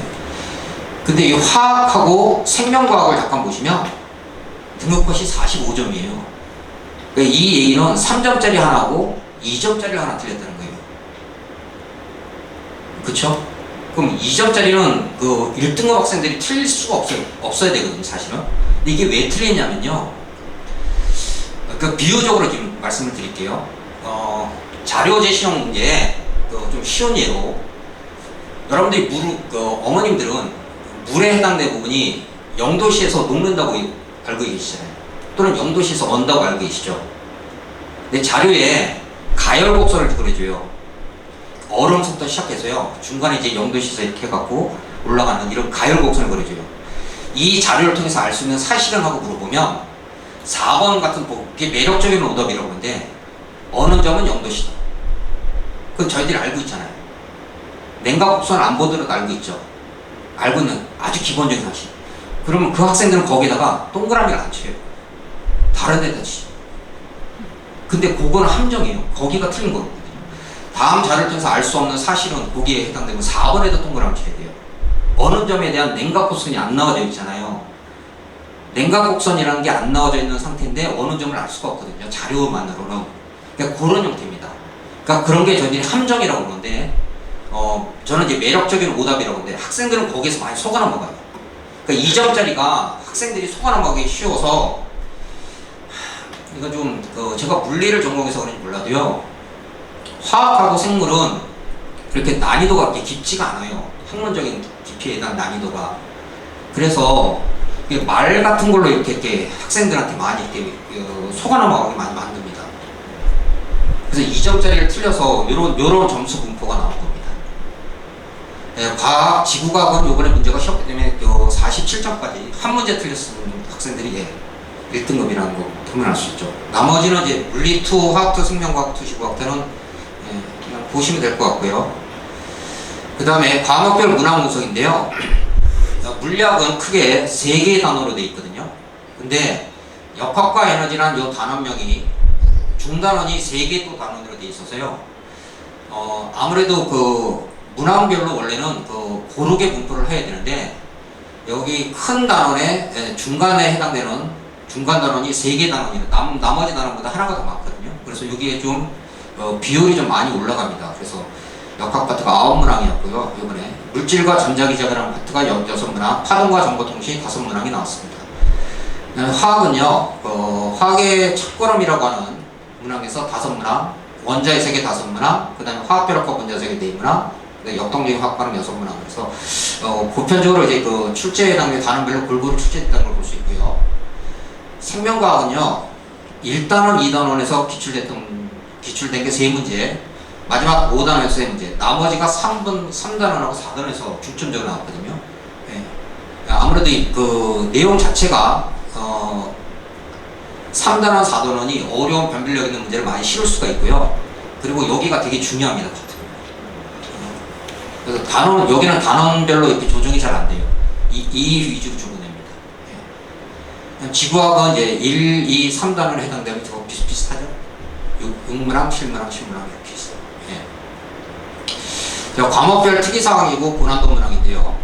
물리학 1에 해당되는 부분은 연력학 과정을 묻는 15번 문항이 있었고요. 전류에 의한 자기장으로 보는 거 18번 문항. 그다음 요게 17번 문항이 요번에 비교적 신선한 문항이었거든요. 실험으로 구성했는데 아마 요 문항도 학생들이 피고전 볼 때 처음 보는 문항이기 때문에 좀 어려웠을 거라고 생각하고요. 역시 최고 난이도 문항은 20번 문항으로 역학 파트인 비보전에 포함된 에너지 보정에는 뭐 이런 겁니다. 그 다음 화학 1은요 6월 모평에 의해서 9번과 13번 문항에 산화하는 묻는 문항이 나왔는데요. 이게 그 이번 수능에도 출제 가능성이 굉장히 높을 것으로 예상을 하고 있는 문항 중에 하나입니다. 저는. 그 다음에 용액의 물론결투 혼합 연결체된 12번 문항이 새로운 형식의 문항이었고요. 역시 최고 난이도 문항은 20번 문항으로 나무 반응물의 질량비, 전체 기체의 양을 시간순으로 제시해서 화학 반응의 양적 관계를 다루면 학생들에게 생소하게 느꼈을 것으로 생각합니다. 그 다음에 생명과학, 상동염색체하고 대립유전자를 다룬 8번 문항은 기존의 출제 방식과 비슷하시나 같은 염색체 내에 있는 유전자를 고려해야 하는, 그래서 학생들이 요거 조금 힘들었을 거고요. 18번 문항은 기존에 다루지 않던 돌연변이 형태라 학생들이 다소 생생하게 느껴졌을 거라고 보고요. 그 다음에 19번 문항하고 요게 6월 목표에서 심화된 문항으로 학생들이 문제 푸는 데서 시간이 적지 않게 소요될 것이다 보고요. 지구학은 전체적으로 이제 좀 쉽게 출제가 됐고요. 별의 물리량 계산하는 거, 그 다음에 지구 변화 요인에 해당되는 부분인데 세차 운동과 지구 자전축 경사각 변화를 다룬 16번 문항, 보지구작에 해당되는 부분에 대륙 이동 묻는 17번 문항이 비교적 어렵게 출제된 문항이고 역시 20번 문항이 우주 팽창을 묻는 문항이었습니다. 이게 제일 중요할 것 같은데요. 상위권 1, 2등급이 성적이 잘 나온 과목들은요, 학생들이 앞으로 공부할 때 출제 경향에 해당되는 부분을 일단 먼저 잘 분석을 한 다음에 전체적인 개념을 한번 다시 정리를 해야 됩니다. 그리고 나머지 그 수능 보기 전까지 모의고사 형태형의 문제를 계속 반복되게 훈련을 해야 돼요. 학생들이 이번에 전체적으로 느낀 거는 20번 문항을 풀 수 없을 정도로 시간이 많이 힘들었을 거예요. 그러니까 제가 느끼기에는 이게 그 계산 문제들이 많으면요, 학생들이 아무래도 시간 소요가 많이 돼요, 사실상. 그러니까 그 어머님들한테 말씀드리고 싶은 게 뭐냐면 20문항이 나오는데 20문항에 해당되는 30분 안에 풀어야 되거든요, 학생들이. 그런데 그 OMR 마킹하는 시간이 있을 거 아니에요. 그리고 한 3분에서 5분 잡으면 나머지 25분 문항을, 그러니까 변별력 있는 17번 전까지 해당 16번 문항을 무슨 일이 있더라도 15분 안에 다 세이브해서 들어와야 됩니다. 그러니까 한 문제당 풀이가 거의 1분을 넘어가면 안 돼요. 그러니까 그 1등급에 해당되는 학생들이 나온다는 게 굉장히 대단한 건데, 어떻게 보면 그러니까 문항별로 자기가 친숙한 문항이 있거든요. 기존에 기출됐던 문제들 많이 풀어보면, 그래서 거기에 자기가 몸이 체화가 돼 있어야 돼요. 이렇게 딱 보는 순간 바로 문제 풀 수 있고, 기계적으로. 그래서 실전 문제풀이를 통해서 30분 안에 주어진 20문항을 푸는 시간 배분 연습을 많이 해야 될 거고요. 그 다음에 그 성적이 좀 안 나온 과목들이 있을 거 아니에요. 1, 2등 가는 학생들 중에서 과목별 편차가 좀 있으니까 그런 학생들은 취약한 개념이 분명히 있을 거예요. 그 취약한 개념을 반드시 정리한 후에 그다음에 문제풀이를 통해서 보완해 나가야 될 거라고 생각합니다. 그다음 이제 중위권 학생들인데요. 그러니까 아까도 말씀드렸듯이 중위권과 상위권을 나누는 기준에 해당되는 부분이, 그러니까 얘네들이 중위권이, 그러니까 개념이 이제 완벽하게 정리는 다 거의 안 됐다고 보시면 조금씩 빠져나간 부분들이 있거든요. 그럼 자기가 분명히 취약한 부분이 있어요. 그래서 이번 시험을 통해서 취약한 부분을 숙지를 한 다음에 개념 정리를 좀 해야 되고요. 그 문항과 관계된 기출됐던 문항들을 자꾸 풀어가야 됩니다, 자기가. 그래서 실전과가 이렇게 되고, 그 제일 좋은 방법이 이제 오답 노트 활용이라고 말씀드리고 싶은데, 여기는 이제 특히 1, 2등급보다는 3, 4등급 애들이 오답 노트를 정말로 잘 활용해야 됩니다, 학생들이. 그 다음에 하위권 5등급의 이하에 해당되는 부분은, 이거는 그냥 이렇게 적어봤어요, 솔직하게. 어떻게 좀, 이게 좀 죄송한 말인데 좀 답이 없습니다. 이게 지금 9월달에 5등급 이하가 나오면 솔직히 진짜 답은 없습니다. 그냥 뭐 희망상으로 그냥 적어줬어요. 저는 그 마지막으로 말씀드리고 싶은 게 있는데, 이거 이후 대책이 없네요. 빠진 것 같은데.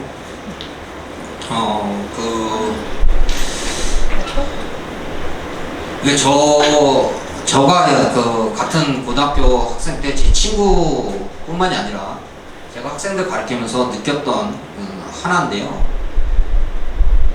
어머님들이 사실상 이 얘기 제가 할 때요, 이걸 학생들이 아닌 어머님한테 무슨 얘기를 해줘야 되는가 좀 했었어요, 사실. 이게 피부적으로 많이 안 닿을 거거든요, 지금. 어머님이 너무 오래돼갖고. 근데 저는 어머님들한테 꼭 얘기하고 싶은 게 딱 한 가지가 있어요. 학생들 건강을 좀 많이 좀 챙겨주세요. 이거는 제가 같이 다녔던 학생 한 명이 왜 학교들마다 서울대학교 보낼, 명고대 보낼 이런 학생들을 집중 관리를 하거든요, 막판에. 근데 이 친구가 저희들 12월 달에 이제 대입 학력고사 검수인데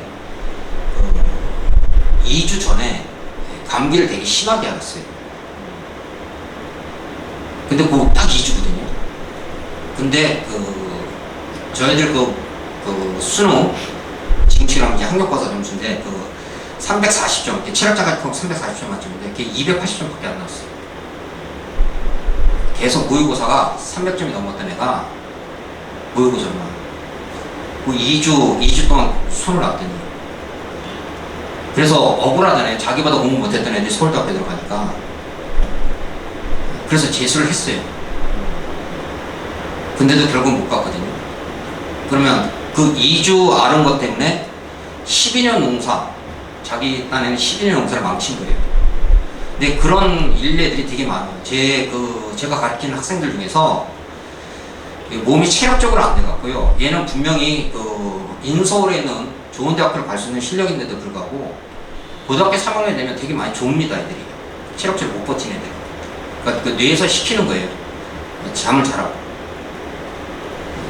그래서 건강 관리를 좀 많이 유지를 좀 해주셔야 되고요.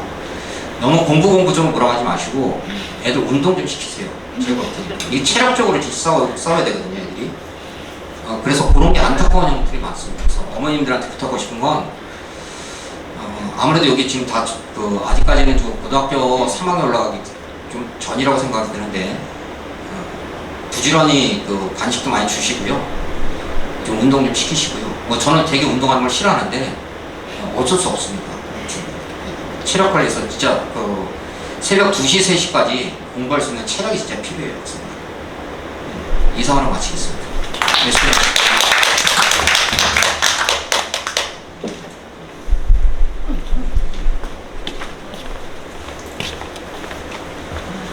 네, 지금 에어컨을 좀 꺼도 괜찮나요? 추우시죠? 네. 닭가슴살 지금 괜찮으시거든요. 반갑습니다. 이렇게 귀한 자리에 이렇게 만나 뵙게 돼서 반갑습니다. 저는 울산여고 명태한 교사 최용미입니다. 지금은 HSP 자연치유연구소라는 직책을 가지고 학습 클리닉 아이들이 자세나 이런 것들이 현직에 있으면서 굉장히 금방 선생님도 얘기하셨듯이 건강이 굉장히 중요하거든요.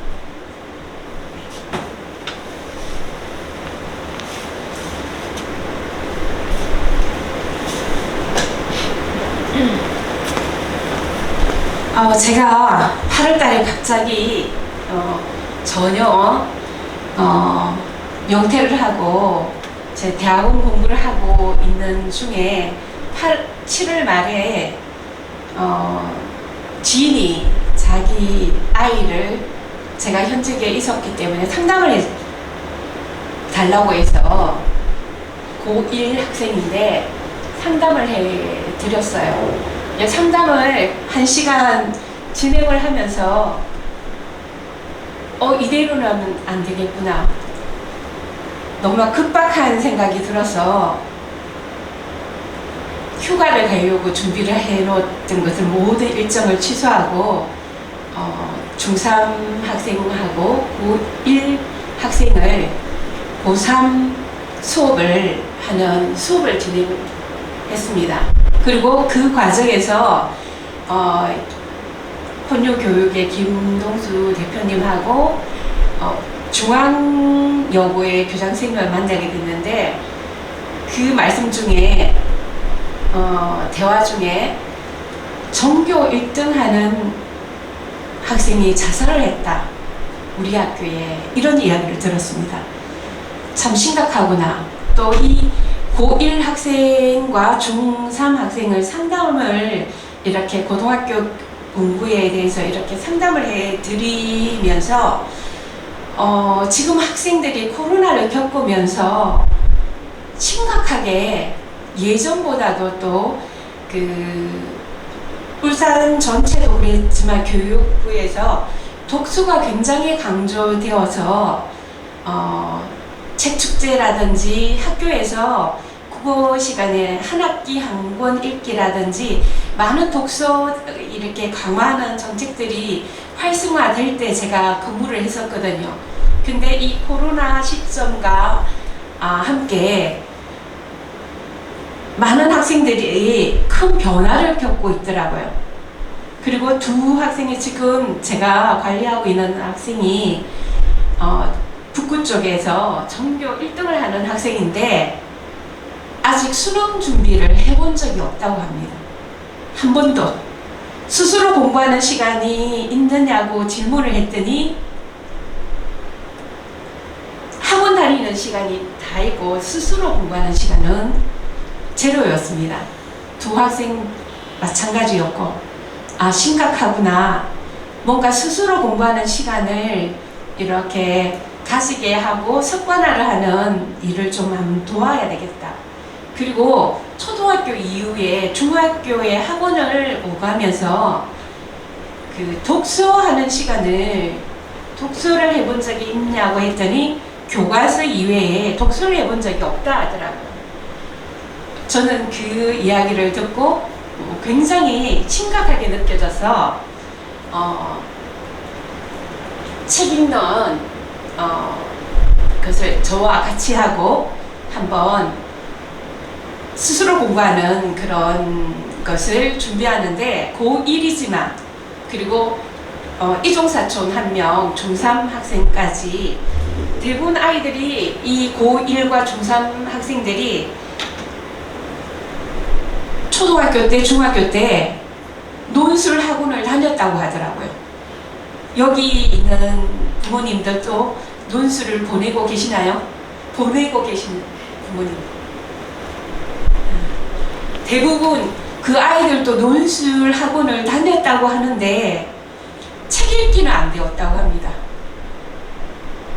그 논술하고 책은 짝인데 이렇게 어떤 형태로 그 논술 학원들이 이루어지는지를 모르겠지만 저는 굉장히 충격을 받았고 이 아이들하고 지금은 고3 수업의 기본 개념과 함께 독서 수업을 지금 진행하고 있습니다. 저는 현지에 있을 때 울산교육청 전체에 이렇게 학생들하고 그 2013년도에 교육부에 그 연수를 갔는데 6등급 7등급 학생들이 서울대 서울 중위권 이상을 이 책쓰기로 합격을 시킨 사례를 이렇게 발표하는 현장 선생님의 이야기를 듣고 진짜 저게 맞을까? 나도 한번 해봐야 되겠다 해서 제가 그 약사하고 근무할 당시였는데 제가 내려와서 저도 저희 학교 아이들하고 시작을 했었습니다. 그 마침 그때 그 약사고는 그 자공고에서 예산이 또 많았지만 그때까지만 해도 이렇게 지원을 교장 선생님이 안 해주려고 해서 제가 이렇게 생각해낸 게 뭐냐면 그러면 재원이 있어야 이 아이들을 책 출판을 할 수 있을 것 같고 그래서 교육 모든 공문들을 분석해서 제가 도전할 수 있는 것들을 찾아서 한 7, 8가지의 프로젝트 활동을 시작하게 되었습니다. 그래서 그때부터 2014년부터 아이들하고 책 쓰기를 해서 이 6등급 아이를 울대 국문과에 보내고 그렇게 할 수 있었던 그리고 이 서울대는 이렇게 쉽게 지역 균형으로 해서 학교마다 한 명씩은 갈 수 있지만 연대를 가는 거는 굉장히 어렵거든요. 근데 저희 반에서 반장도 한 번도 안 했던 제가 고3 담임할 때 반장도 한 번도 안 하고 그냥 내신만 이래 관리한 학생이 무슨 스펙은 수상 기록 하나 없었던 아이가 연대에 합격하는 그런 사례는 논술 전형으로 여러 가지 형태의 지원도 할 수 있었지만 제가 지도한 간단한 그런 논술 방법으로 박지원의 글 한 편으로 그 아이가 논술학원 다녀본 적도 없고 논술 전형으로 갈 때 제가 지도해 담임으로서 그 아이를 지도해 너 이 박지원의 이 산문집 한 곳만 읽고 여기서 너의 주관을 가지고 그것을 펼쳐봐라 했을 때 예상 서울대도 떨어졌고 연대 다른 전형에는 학교장 추천 전형에는 떨어졌지만 논술 전형으로는 합격을 했거든요. 그리고 연대 미대에 6등급 하는 6, 7등급 나오는 그 친구가 우리 반에는 그 울산여고에서 담임을 할 때 전교 20등 안에 10등 왔다 갔다 하는 아이도 미대를 서울대 미대를 넣었고 7등급, 6등급, 7등급 하는 그 학생도 미대를 이렇게 지원했는데 오히려 전교 20등 하는 그 아이는 그렇게 미대를 지원 울산여고가 미술하는 학생이 굉장히 많았습니다. 미술 예술고로 전환하라 할 정도로 그래서 주변에는 미술학원도 많거든요. 그런데 그렇게 성적이 우수한 그 학생은 떨어지고 6, 7등급 나오는 아이는 연대에 합격했거든요. 그렇게 할 때는 제가 아이들하고 이 독서 프로젝트를 했고 또 이 책을 통해서 얼마든지 이렇게 창의적인 발상으로 창조적인 그런 활동들을 전진해 갈 때 그게 가능했던 것 같습니다. 그렇지만 지금 오늘 어머니들께 이게 안내를 드릴 거지만 생기부가 자소수가 없어지기도 하고 여러 정책들이 많이 바뀌고 있거든요. 그럴 때 많이 뭐에 그러면 기준을 할 것인가 많이 고민이 되실 겁니다. 처음에 김동수 대표님이 저에게 고3 학생들을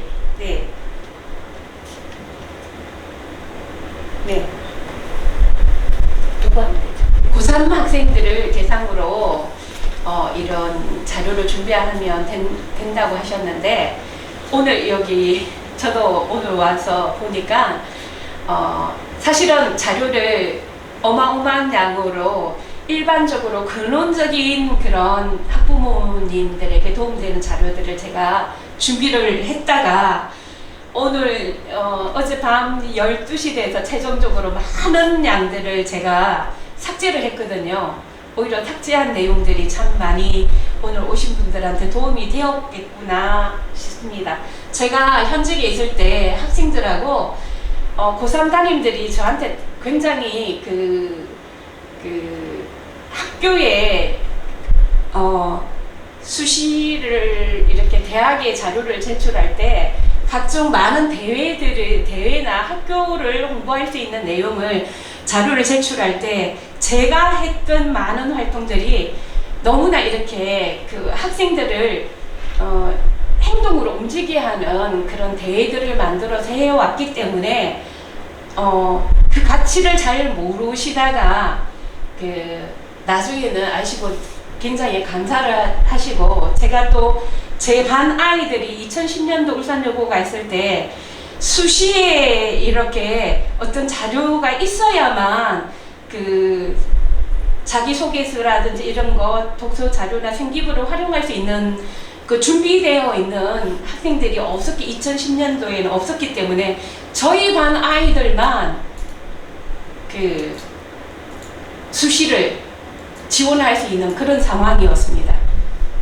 지금은 울산여고가 많이 바뀌었고요.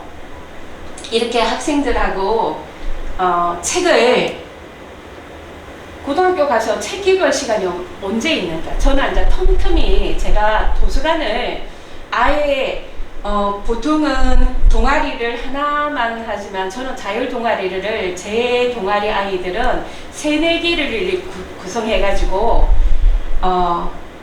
시험이 끝나고 좀 한가할 틈에 아니면 점심시간을 활용해서 아이들이 끊임없이 책을 읽게 하고 쓰게 하고 자기 진로를 탐색하게 했었습니다. 오늘은 이 제목에 맞게 9월 모의고사 분석을 일단은 전체적으로 좀 하고 넘어가도록 하겠습니다. 8월 31일 날 모의고사를 쳤는데 일주일 정도, 평상시보다는 한 일주일 정도 당겨서 모의고사가 치러졌습니다. 9월 모평이라고 하는데 8월 31일 날 치러졌거든요. 이번 모의고사는 국어 같은 경우에는 굉장히 평이했습니다. 신유용도 그렇게 출제되지 않았고 수능 예측보다는 그래서 약점 공략이 필요하고 오답이 나오는 사고의 흐름을 그리고 지금이 여기 1학년, 2학년 학부형도 계시고 초등학교 학부형에게는 조금 먼 이야기지만 지금 모의고사를 치고 EBS에 가면 해설풀이 강의가 그날 바로 다 올라옵니다. 그래서 일주일이 지나기 전에 반드시 해설 강의를 오답 노트도 마련하고 해설 강의를 꼭 들으면 좋습니다. 자기가 뭘 놓쳤는지, 의식의 흐름 중에서 뭘 놓쳤는지를 그것을 놓치기 전에 반드시 해설 강의를, 자기가 틀렸던 문제의 해설 강의를 들으면서 내가 어떤 부분에서 이렇게 그 생각의 흐름을 놓쳤는지를 지나고 나서 보는 거는 효과가 별로 없습니다. 그래서 이번 주를 넘기지 않도록 고1, 2 학부형, 고등학교 학부형, 중학교 학부형도 중3이 중1, 2가 있다면 지금 고1 모의고사를 가지고 한번 풀어보는 것도 좋을 것 같습니다. 요게 파란색은 EBS가 추정하는 등급 컷이고요. 까만색은 이투스가 예상하는 것을 제가 이렇게 자료로 만들어 봤습니다. 그런데 지금 원점수들이 국어가 옛날하고 달라져서 학폭과 작문과 언어와 매체를 선택하게 되어 있거든요.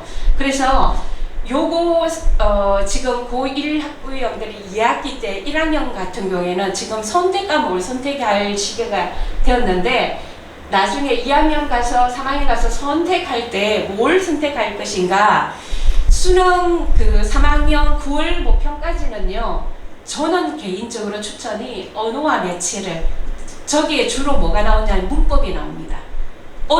가장 어려운 문제들이 많이 출제되는 문법인데 저는 저기를 추천합니다. 학폭과 작문은 아주 짧은 시간에 지금부터라도 얼마든지 전혀 준비 안 하고 있더라도 가능하거든요. 근데 우리 문법은요, 이미 나와 있는 거잖아요. 이미 나와 있어서 충분히 대비가 필요하거든요. 학폭과 작문은 쉬워서 이렇게 많은 만점자가 여기 보시면 점수가 높습니다. 점수가 높아서, 점수는 높지만 만점대에 이렇게 분포하는 학생들이 많을 수 있죠. 그래서 언어와 매체를 지금 1학년 학생들은 지금 자연반, 인문반으로 이렇게 계열 선택에 지금 하고 있는데 고를 때 또 2학년 학생은 언어와 매체를 추천드리고 충분히 언어와 매체에 대한 준비가 좀 필요합니다. 요번에 9월 모평은 이렇게 했지만 1학년들은 제가 수업하고 있는 아이들이 이제 일요일 날 수업을 했는데 모의고사를 다 가져오라고 해서 했는데 아이들이 8월 달에 집중적으로 뭘 했냐면 고1 학생, 중3 학생들을 고3 수업을 개념을 다져주면 시간을 어마어마하게 단축할 수 있거든요. 마찬가지 초등학교 학부형님도 마찬가지입니다. 선수학습을 원하시면 개념 강좌를 또 제가 중학교에도 17년을 근무를 했는데 중학교에 있을 때 제가 저희 반이 신정중학교 근무할 당시에 저희 반이 전교에서 20등까지가 우리 반에 45명 중에 20명이 전교 20등을 이렇게 했던 기적적인 사례가 뭐냐면 EBS의 활용입니다. 아침에 등교를 하면 자습이 있던 시절이었거든요. 그러면 아침에 아이들한테 역할을 분담해서 매일 일정한 수업 단위별로 월요일 날은 국어를 하고 화요일 날은 영어를 하고 수요일 날은 수학을 하고 이렇게 맡은 아이들이 이 EBS를 틀고 교재를 사고 저는 담임으로서 확인을 해주고 그 과정을 하니 놀라운 변화가 있었습니다. 지금 아이들하고도 제가 EBS 그 중3, 고1 학생을 고3의 개념 강좌를 하고 있습니다. 수없이 뭐 이투스나 EBS에도 수많은 하나의 과목에 수많은 선생님들이 있거든요. 그런데 그 중에서도 어떤 선생님이 진짜 쪽집게처럼 그 개념을 잘 정리해 주시는 분이 있습니다. 그런 분의 강의를 제대로 듣게 되면 기초를 굉장히 튼튼히 할 수가 있겠죠. 사실은 고3 지금까지 고3 학생들이 9월 모평까지도 3등급 아래라는 것은 뭘 의미하냐면 개념이 정리가 안 되어 있는 겁니다. 그래서 5, 6등급, 4, 5등급은 쉽게 개념 강좌만 끝내더라도 쉽게 3등급 이상을 넘어가죠. 그 2등급까지도 가능한데 2등급에서 1등급 넘어가는 거는 좀 더 자기 약한 그 개념을 훈련하는 약점 공략하는 패턴별로 출제 패턴별로 연습하는 것이 좀 필요합니다. 중학생들도 얼마든지 저는 고3의 개념 강좌로 국어 같은 경우에는 개념 강좌로 또 EBS를 여기 학원 선생님들이 다 계시는데 국어는 대부분 학생들이 학원을 다니는 학생도 있지만 우리말이니까 학원을 안 가는 경우가 많더라고요. 그래서 스스로 이렇게 공부를 해야 되는데 EBS가 저는 굉장히 추천드립니다. 잘 되어 있는 개념 강좌를 만나면 아이들이 근데 끝까지 이렇게 강의를 저하고 수업하는 어머니가 전교 1등 하는 그 어머니가 저한테 감사하다는 첫 마디가 뭐냐면 우리 아이가 선생님 너무 달라졌어요. 입에서 강의를 한번 들으라 해도 전혀 안 듣던 아이가 굉장히 집중을 해서 듣고 저는 이제 수업을 두고 거꾸로 수업을 하고 있거든요. 고3 수업의 개념 강좌를 듣고 저와 수업을 하면서 뭐냐면 아이가 설명을 하게 합니다. 전혀 2등급이 나왔던 그 친구도 여학생도 마찬가지고 이 문제에 대해서 분석하는 걸 해봐라 했을 때 전혀 못하다가 말이 계속 끊어지고 전혀 못하다가 지금은 한 10번 정도 하니까 그 학생들이 굉장히 깊어지고 분석까지 하게 되더라고요. 선생님, 고전 시가들의 작가들은 굉장히 그 틀이 많네요. 틀이 많을 어떤 형태를 가지고 있기 때문에 고전 시가들은 근데